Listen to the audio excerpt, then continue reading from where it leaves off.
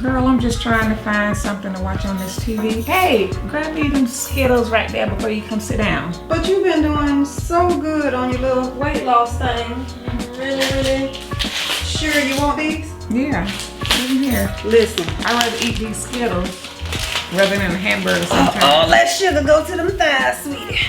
Well, you know, when you turn 50, how you enjoying 50? Tell me about it. 50 has been a lot of transition. Like everything that I've trained my body to do is working against me. I mean, that's how I feel. Like the way I used to do stuff, I can't use all that running and stuff like that. I've been able to maintain my weight and stuff. Like I don't have no control over that. I can run a marathon, but the way my body is set up now is that premenopause has kicked in, and actually that happened before 50. Okay. And now the doctor got me on medication, so that's caused me to gain a little weight. Yeah. But she did say that because I work out and stuff like that, it's helping me. So I have the hot flashes. Like now I understand what y'all was talking about, the hot flashes at night. So it's been a transition. I started like at 45, and unfortunately I had to end up getting a hysterectomy. And much you can do about it at 50, just things start to happen to your body. I mean, you require more rest. Oh yeah, I'm in bed, like how Earica and April don't be up all time of night. I just can't do that. My body shuts down like 10 o'clock. But I also noticed too is that, my cycles, it's like 4 months, then nothing. Then I haven't seen it since, I believe, June. And so my doctor is saying that, I guess my body really getting ready to go into menopause. So I called, GMA and was talking to her about it because, Trina is dealing with the same thing. And she was like, y'all are going through the change. And I was like, wow, I never thought I would be here. Most people be like, I could think about when we was younger. Yeah. Like, boy, y'all old people. Women talk about Listen, I feel old. So you can get pregnant. I don't think so because I don't have no regular cycle. I don't. You might want to make sure. Listen, when I was getting ready to get married, I went to my doctor and said, can you put me on birth control? She said she did blood work, and she said, I don't want to put you on birth control because I don't want you to, continuously have a cycle and just having a cycle all the time. She was like, with your test results, I can't guarantee 100%, but I'm 99% sure that your body is transitioning into where I'm not going to have to worry about getting pregnant. And I believe it because of the stuff that I'm, dealing with. And so I was, it was from having, dealing with this. And then y'all remember my little breast cancer scare. And that really, having a woozy because when, COVID hit, I didn't go to the doctor. Okay. So I actually have missed a whole year of having my annual mammogram done. And so that's coming up. And I'm kind of like a little jittery about right. I'm a little jittery about that. I know, everything is in God's control, but I'm just, I miss that. I've been, steady with going to my appointments, but I haven't been in a year, so I don't know how to feel. One of the scariest things in my life. That's a call nobody ever wants to receive. And, just moving on from that, God bless me where I didn't have the end result that some women may get. But I make sure that I go for my annual mammograms. But when COVID hit, I wasn't able to go to the doctor's office. So I missed a year. And, fear has kind of set back in of the unknown. But I'm just trusting in God that, when I go have my test done, that I'm gonna walk out that office and everything is gonna be okay. 50 has been very transitional for me. I'm 50 and fabulous, but it's a lot of stuff going on in the background with my body. But I'm taking it in strides. So I continue to work out. I continue to try to eat healthier. And no matter what I'm doing, the weight has come on a little bit, but my doctor says that I'm in the best position. Just keep doing what I'm doing, and I'm gonna get through this here 50 and topless. I guess we have to enjoy the journey. That's it, honey. But like I say, I mean, you're married, you know, and everything, and you know, hopefully you don't have to have a hysterectomy or anything. Mm-hmm. But if you do, just know everything will be okay. Don't listen to the myths about this ain't gonna happen no more and that ain't gonna happen no more, because it'll all still be good. So that's the main thing, you know? I do not understand Snapchat. It's too much. All of this is too much. These kids are too much.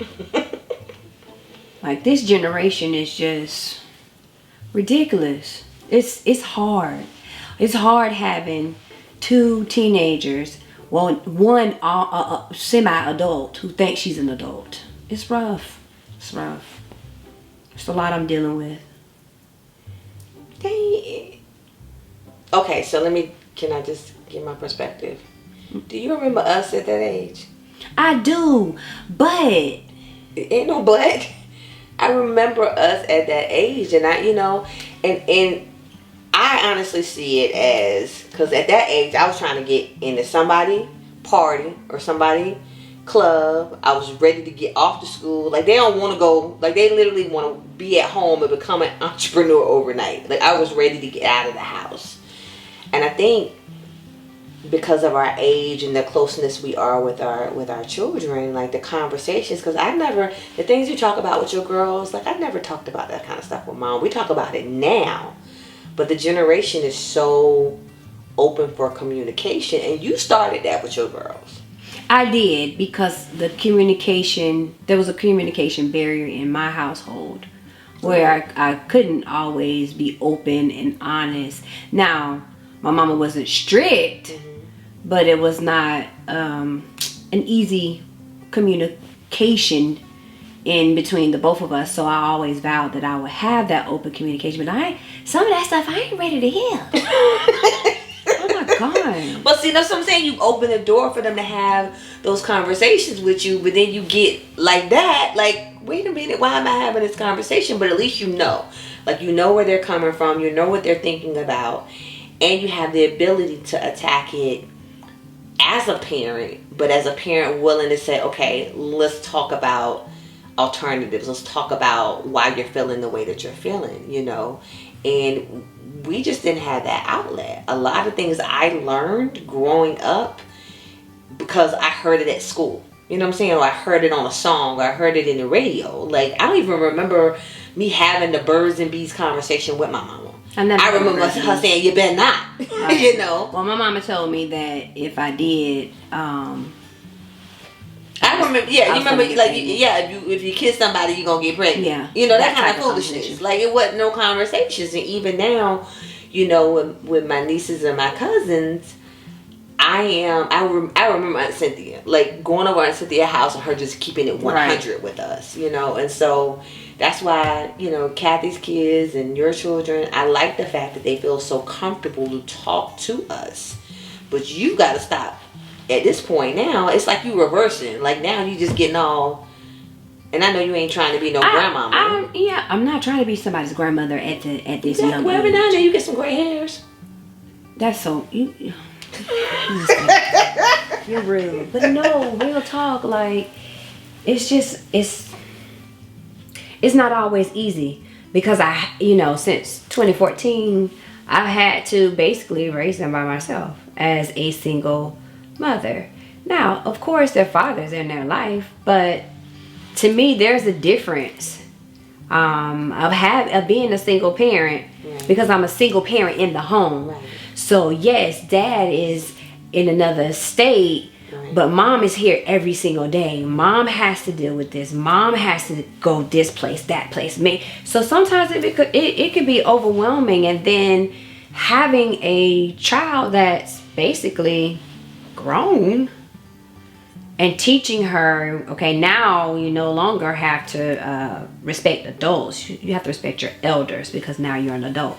It's not easy, because now it's like, well, I'm grown. But you gave her that foundation. Because even if you say, like, she's grown, for example, for me, when I went into the job market, I remember I went into the job market and I had colleagues, peers, Right. and they would say things like, hey, can you do this? And I'd be like, yes, ma'am, yes, ma'am. And I remember my mentor at the time, who was a manager, and she was just a few years older than me, she pulled me to the side and she said, you know, I get it's a Southern thing, that's how we were raised, but when you're talking to colleagues, when you're talking to peers, you don't have to use the ma'am or the sir, because it kind of then puts you in a situation that they feel like they're above, you know.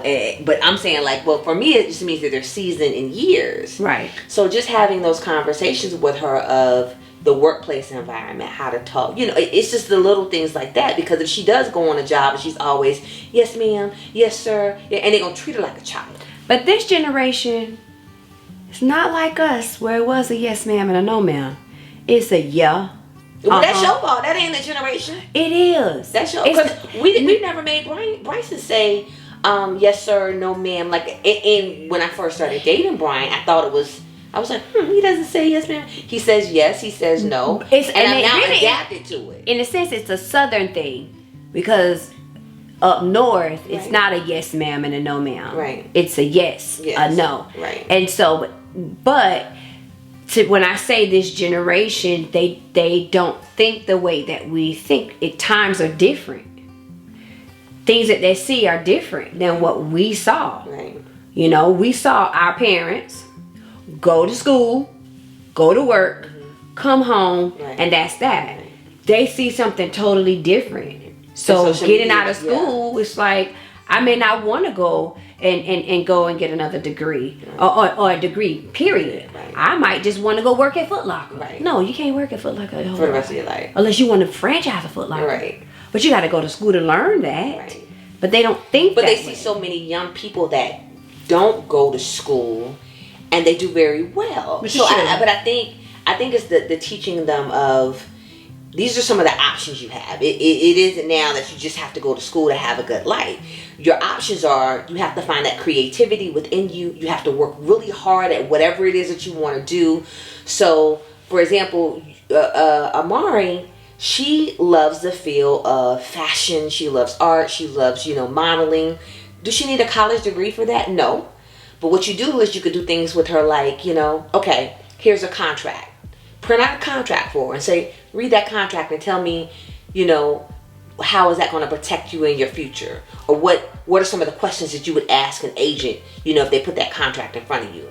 And let her see that she needs basic business skill set that she can learn. That maybe she might not need a 4-year degree, but maybe she want to go for 2 years for business so that she learns how to negotiate and how to talk to people that when they're asking her about, different, like even if she was to design something or if she started her own modeling firm, what kind of contractual agreements she may need for those models. I know a lot of people think that education is wasteful now, but there's some things that are taught you in the classroom and in school and dealing with, the professors and reading content and material that prepares you for whatever it is you want to do as an entrepreneur. True. And I think those are still some skill sets that are just basically needed. So rather than telling her, no, you're going to go to school and you're going to get this degree, demonstrate for her why it's important. Right. And then even with the whole, working right now, tell her, all right, then you know what? Since you think you big dog and you think this is gonna pay the bills, you need to pay your car note next month.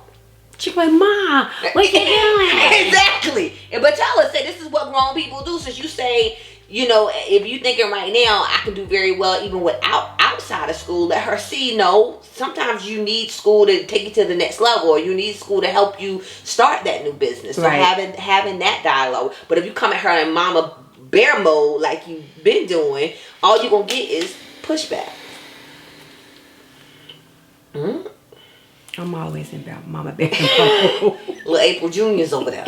So April has 2 beautiful young ladies that she's been raising. She's done a tremendous job raising them. I know sometimes she struggles, with parenting and making some decisions by herself, but I always try to keep her grounded to remind her of who they are as young ladies and how proud she should be of them. I remember us at that age, and child, there's some stories that we could tell you. So when I look at them and how they interact with each other, how they love each other, how they love us, how they love family, I'm just super proud of them. And they're gonna make mistakes. We all make mistakes, and so just trying to make sure she keeps the relationship that she has with them, that there's an open conversation, because sometimes with parents, when that communication dissolves, then you start sneaking and you start hanging around the wrong crowd, and your parents don't know who your friends are, and it could just become a nightmare. And so I really want them always to know that whether they can go to their mom or one of their aunts, we're always here. And although we're not judging them, everything that we have as far as conversations with them and what we want for them in their life is because we've been there. And so letting them kind of see that we're not just old fogies, we actually get what they're going through. You know, and even with the relationships, you got to understand too that even though you're a single mother, they do have a father. And so have that conversation with him of, I need you to talk to them about, because even remember as they were really young teenagers and going through adolescence, the household was in friction, you know? It was. So they didn't even see what happily married looked like. True. You know, relationship looked like. They're seeing it now with you dating, but still they need their father to tell them. How you know I'm dating? Only person that knew I was dating was Trinnett. Don't look at the nails. So, when did this happen? You need to talk to Trinnett about that. Focus. We talking about something else, so we'll talk about that. No, I just need to get to the understanding. Well, let me ask you this: why I don't know you dating? How about that? Well, because I just needed time. Time for what? Because I talk to you almost every day. You do, but you are like, it's like you telling your mama you gotta Girl, bye. It is. You told me that you had met someone and that y'all were hanging out and having a good time, and it was just that. As far as it going to dating and being exclusive, you didn't tell me that. I didn't even ask you about this relationship. Why not? Cause I just, again, when she told me, I felt like you would tell me when you got ready. So y'all over there having sidebars. We ain't had no sidebar. Hey. That's what it sounds like. You told her, and you told her what you were feeling, and you know how your thought process was. She was giving me a heads up about your dating, and I basically said, I'm gonna mind my business until you tell me. I cannot believe that Trinnett opened her big mouth and said something to Earica. I told Trinnett, do not say a word to her. And she said something. But Earica didn't even realize that she told on herself too. Because she wasn't supposed to tell me that she knew. Okay. So you like him? I really do. You saw how I went from, I really do. I really do. I mean, it's somebody I've known for years. It's not like I'm getting to know him as an adult, but the same characteristics as a young, sweet guy is the same characteristics now. And one thing that I did ask God for when I did divorce is that one day before these girls leave my home, they see someone treat me with love, respect, and how a man is supposed to treat a woman.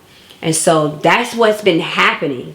And so why it took me a moment to really open up and tell you about this, because I know how much you love me and that you do not want me hurt. And you were there from beginning to end of my marriage. Even when we didn't talk for months, it's like we stopped to pick back up. But there were certain things I could never tell you at that time. But when I was ready to be able to open up and tell you, you were there and you held my hand through the entire process. Either you go home or you do what you need to do. And so why did you feel you needed to keep this a secret? Because I wanted to make sure. One thing I told Trinnett, I don't want to bring y'all every time I turn around I'm changing men like I'm changing my underwear. I just didn't want to do that. So I wanted to make sure that this could be something that could lead to longevity. Because y'all know I do want to get married. I don't want to get married today. But I do want to, because marriage is an honorable thing. It's what people do in marriage that's dishonorable. But, so I just wanted to make sure, because I knew you really liked Christopher, and so even though your love for me is stronger, I just want to make sure that this young man is going to be around for a long time before I come to the brood of Bernice. Okay. So it's time for you to meet him, okay? You sure? I'm positive. He My knows how I girlfriend. am? Yes, Okay. I've forewarned him. Just, So. my whole thing is, like I said, because I remember when you were hanging out with him. Like I knew who it was when she told me, but like I said, I didn't know it had gone to, you know, y'all being exclusive. I know he has children, and you know, how was that? Have you met his kids? I have, and it happened naturally. That's one thing he's teaching me: just allow things to just go with the flow and happen naturally, and it happened naturally. And so they're around the same age as my kids. Okay. You know, son, Mari's age, daughter, Armani's age. So it's not like I'm with someone that has little kids. So we've all been cool. I like The him. girls like him? You know, Armani, Right. you know, when she likes someone, she likes them and she feels comfortable and she Well, talks if you to did them. have him around the kids like you do now, then it must be something, because you kind of play by No, I don't do that. I don't. All right, well, I'm ready whenever you're ready, you know. But like I was saying, I just think them seeing you happy and them seeing you loved and respected, they're naturally going to say, okay, what I'm going to allow and what I'm not going to allow. But you got to give them the liberty to talk to you about certain things. I You do. can't freak out. Or I'm just going to tell them to call me. Oh my God, whatever. All right, well, we'll set up some time for me to meet the young man. Thank you. I got to let Brian know. Oh Lord.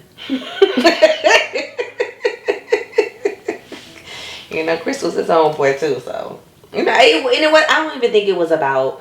Like I said, when I was surprised, you know, because you did the same thing. This is becoming a trend with you. I found out on social media about you and Chris. Same thing. You told Trinnett first. Y'all did the whole little same. Trinnett was scenario. there. Whatever. Y'all did the whole scenario. Then I met Chris. But what I liked about Chris when we went back to DR, when we hung out, I liked the way he treated you. And I had never seen you like that. So as long as dude treats you well, I'm good. Be nice, please. So being a single mom has its ups and has its downs, but the good outweighs the bad, because I have two beautiful girls that are not problematic children. They're just learning and going by their day-to-day life and trying to navigate through this adolescence of the time period. But sometimes I have to call my sisters to just talk to them, especially Earica, to be that sounding board, because sometimes I feel like I'm by myself in this big ocean with these children. But she kind of helps me come back to continue to keep the lines of communication open, because one thing I don't want my girls to do is don't feel like they can come and talk to me. So I did start this single moms group called Single Moms Magic on social media, Facebook, and it's a group that helps other single mothers come together and give ideas, suggestions of how to handle everyday life as a single mother. And so it's a really phenomenal group, but I have really, you know, gotten some good information, insight on how to continue to raise these girls, and I wouldn't change it for nothing in the world. So how's everything, you know, at the house and things? I know. Daughter there, baby girl is there, and then my son is there. You know, he's back Go off back. Yep, he's off the boat, and You got a house I full, have a house Kathy. full. It's just like overwhelming. I mean, it's just first the transition, you know, from I retired, and now, you know, I thought I was going to decorate my house, so everything has been on hold, and her trying to find a place, you know, to stay. It's just been a bit much. So, you know, I'm hoping she get her place, he get his place, and I can do some stuff around the house, because it's just a lot. This right here was not in my plans, but, you know, sometimes, you know, it happens. But I'm hoping, you know, I want to just really sit down and talk to my daughter and, you know, just let her know how I feel about, you know, I think it's time for her, you know, to go ahead and move on, you know, with her family and my son as well. So, you know, hopefully the conversation goes well. I don't want to think I'm trying to push her out, but I want to push her out enough to know, hey, it's time for you to go on and, you know, and do what you need to do and, you know, live happily ever after or something. But they got to get out of my house because, girl, they are wearing me out. Right. I've had this conversation, you know, a little bit with Gabrielle, but it's time for me to really sit down and talk to her and say, you know what? It's time for you to go, girlfriend. It's time for y'all to find your own place. Mom needs her space. I'm retired now. I want to enjoy my retirement. And I am done with what's been going on at my house. I want it cleaned. When I come home or whatever I'm doing, I want everything clean, nice, just like it was before you got there. I can't do that with you there. You know, I don't want to argue about what needs to be done because we're both grown. 2 grown women cannot stay in the same house longer than 2 weeks, period. So it is time to go. Well over 2 weeks. See ya. Next time on Eara's Girls. That's the only place I've been looking is Jacksonville. I just said today that maybe this is the wrong place. Well, I agree with you. So I'm saying you need to be aggressive in finding another place to live other than Jacksonville.